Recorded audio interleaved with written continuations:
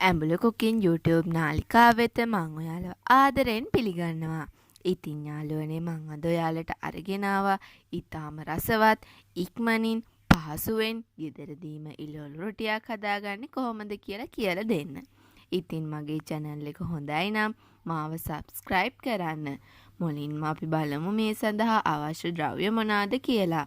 කරපිංච ඉති කිහිපයක්, පොඩියට කපාගත්ත බීලෝණු ගෙඩියක්, අම්මිරිස් කරල් 4-5ක් පමණ, ලීක්ස් ගහක් මම මෙතනදී අරන් තිනවා.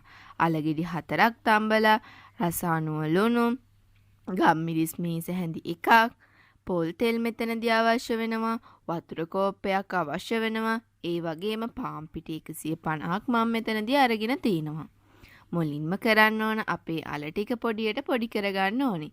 ඉතින් යාළුවනේ විශේෂම කාරණයක් තමයි මම මෙතනදී අරන් තියෙන්නේ ආර්තාප. ඔයාලට මේ වෙනුවට බතලල, මඤ්ඤොක් අල වගේ දෙයක් උනත් එකතු කරගන්න පුළුවන්.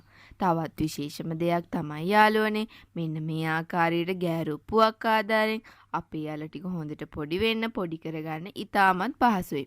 ඉතින් ඒ තමයි මම මේ ගෑරුප්පුවක් ආදාරෙන් මගේ අල ටික පොඩි කරගන්නේ. මේ තියෙන්නේ ඒක තමයි. ඉන්පසුව මම මගේ පිටි මිශ්‍රණය හදා ගන්නවා. මෙතනදී යාළුවනේ මම පිටි දියාරු මිශ්‍රණයක් ආකාරයෙන් හදාගෙන ෆෑන් එකේ තමයි මගේ රොටි ටික ඉක්මනට හදාගන්නේ. මුලින්ම මගේ පාන් පිටි 150ට රස අනුව මම ලුණු එකතු කරගත්තා. මම මෙතන ලුණු මේස් හැඳි කාලක් වගේ තමයි එකතු කරගන්නේ. ඉන්පසුව මම මේ සඳහා වතුර ටික ටික එකතු කරගෙන මේක කලවම් කර ගන්නවා. ඉතින් යාළුවනේ මේ පිටි මිශ්‍රණයක් හදාගනිද්දී අනිවාර්යෙන් කරගන්න ඕනි මේ පිටි වතුර දැම්මට පස්සේ එකම පැත්තට කලවම් කරගන්න ඕනි. එතකොට තමයි අපිට මේ පිටි මිශ්‍රණය කැටි ගහන්නේ නැති විදියට අපිට අවශ්‍ය විදියට හදාගන්න පුළුවන් වෙන්නේ. තවත් දෙයක් තමයි එකපාරම වතුර එකතු කර නොගෙන ටික ටික වතුර එකතු කරගෙන අපිට අපේ මේ පිටි මිශ්‍රණය හදාගන්න පුළුවන්. ඉතින් අපිට මේක ගොඩාක්ම දියර වෙන්නේ නැති වෙන්න මෙන්න මේ ආකාරයේ බැටර් එකක් විදියට මේක හදා ගන්නවා. ඉන්පසුව මම මගේ අල මිශ්‍රණය දැන් හදාගන්න තමයි යන්නේ. ඒ සඳහා වාජනයක් ලිපේ තියාගෙන ඒ සඳහා තෙල් මේස හැඳි එකක් මම එකතු කරගත්තා. මෙතනදී ගොඩක්ම තෙල් එකතු කරගන්නේ නැතුව තමයි මම එළවලු මිශ්‍රණය හදාගන්නේ. ඉන්පසුව සුදු ලුණු හා කරපිංච ටික එකතු කරගන්නවා. ඉන්පසුව තමයි අම්මිරිස් එකතු කරගන්නේ. ඉතින් මෙතනදී මිරිස් එකතු කරගනිද්දී මම රතු මිරිස් එකතු කරගන්නේ නැති නිසා ඔයාලට පුළුවන් අම්මිරිස් අවශ්‍ය ප්‍රමාණයට එකතු කරගන්න.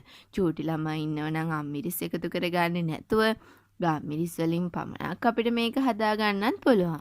ඊට පස්සේ මම පොඩියට කපාගත්ත මගේ බීලෝණු ගෙඩිය එකතු කරගන්නවා.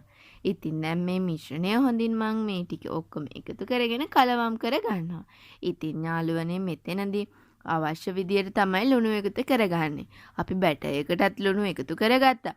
අල තම්බ ගත්තෙත් ලුණු එකතු කරගෙන. ඒ හින්දා ලුණු පොඩ්ඩයි මම මෙතනදී එකතු කරගන්නේ. ඉන්පස්ව මම ගම්මිරිස් එකතු කරගත්තා. ඉතින් යාළුවනේ තවත් දෙයක් තමයි මම මෙතනදී ගෙදර තිබ්බ ලීක්ස් නිසා ලීක්ස් එකතු කරගත්තා. ඔයාලට මෙතන ලීක්ස්, ලුණු කොළ, කැරට් වගේ දේවල් උනත් එකතු කරගන්න පුළුවන්. එතකොට අපේ එළවලු රොටිය තව රසවත් හදාගන්න පුළුවන්. ඉන්පස්ව මම පොඩි කරගත්ත මගේ අල ටික දාලා මේ මිශ්‍රණය හොඳින් කලවම් කරගන්නවා. ඉතින් මේකේ තෙල් ගතිය හොඳින් හිඳෙන විදියට හොඳින් කලවම් කරගෙන තමයි අපේ එළවලු රොටිය හදාගන්න මේක යොදාගන්නේ. ඉතින් ඔයාලටත් පුළුවන් මේ වගේම රසවත් අල මිශ්‍රණයක් ගෙදරදිම හදාගෙන රසවත් එළවලු රොටියක් ගෙදරදිම හදාගන්න. ඉතින් ඔන්න ඒකට තමයි මම මේක යොදාගෙන තියෙන්නේ යාළුවනේ. ඉතින් දැන් මෙන්න මේ ආකාරයට මම ෆෑන් එකෙන් මගේ රොටි ටික හදා ගන්නවා. ඔයාලට මම ෆෑන් කේක් එකේදී මේ රොටිය හදා ගන්න විදිය කියා දීලා තියෙනවා. මගේ ඒ වීඩියෝ එකත් බැලුවා නම් ඔයාලට ඒක දැනගන්න පුළුවන්. ඉතින් මෙන්න මේ ආකාරයට ගත්ත රොටිය මම ලීයක් උඩින් තියාගෙන ඉන්පසුව අපේ අල මිශ්‍රණයෙන් පොල් මොනානයක් එකතු කරගෙන මේ විදියට තමයි මම එළවලු රොටිය නවා ගන්නෙ. ඔයාලත් මේ ආකාරයට එළවලු ටික මැදින් තියාගෙන ඒක කොටුවක් ආකාරයට හදාගෙන කොටු හැඩයට තමයි මගේ එළවලු රොටිය නවා ගන්න යන්නේ. මේක යාළුවනේ ගෙදර හදද්දි ඉතාම පහසුයි ලේසි. ඒ වගේම ලස්සනයි. ඔයාලගේ හිතේ වෙනත් හැඩයක් තියෙනම් ඔයාලට ඒ විදියටත් මේක නවා ගන්න පුළුවන්. ඉතින් මෙන්න මේ ආකාරයට තමයි මගේ එළවලු රොටිය මම නවා ගන්නෙ. ඔයාලත් මේ ආකාරයෙන් ලස්සන එළවලු රොටියක් රසට හදාගෙන ගෙදරදිම කන්න පුළුවන් යාළුවනේ.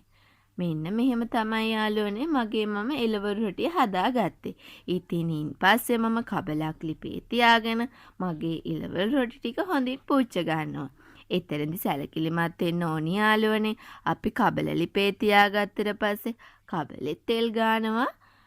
එළවලු රොටියේ තෙල් ගා ගන්නවා. එතකොට තමයි අපිට අවශ්‍ය විදියට ලස්සනට අපේ එළවලු රොටිය පුච්ච ගන්න පුළුවන් වෙන්නේ. හොඳින් කබල රත් වුණාට පස්සේ අපේ එළවලු රොටිය ඒකට එකතු කරගෙන හතර පැත්තම හොඳින් පුච්ච ගන්න දැන් පුළුවන් වෙනවා.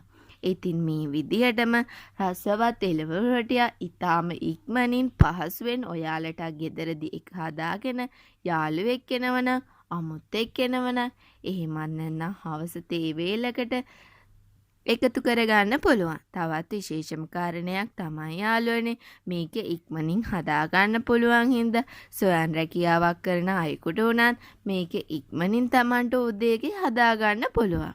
ඉතින් ඔයාලත් මේ ආකාරයෙන් එළවලු රොටියක් හදාගෙන හවස තේ වේලකට එකතු කරගෙන රස බලලා මට අදහස් එකතු කරන්න.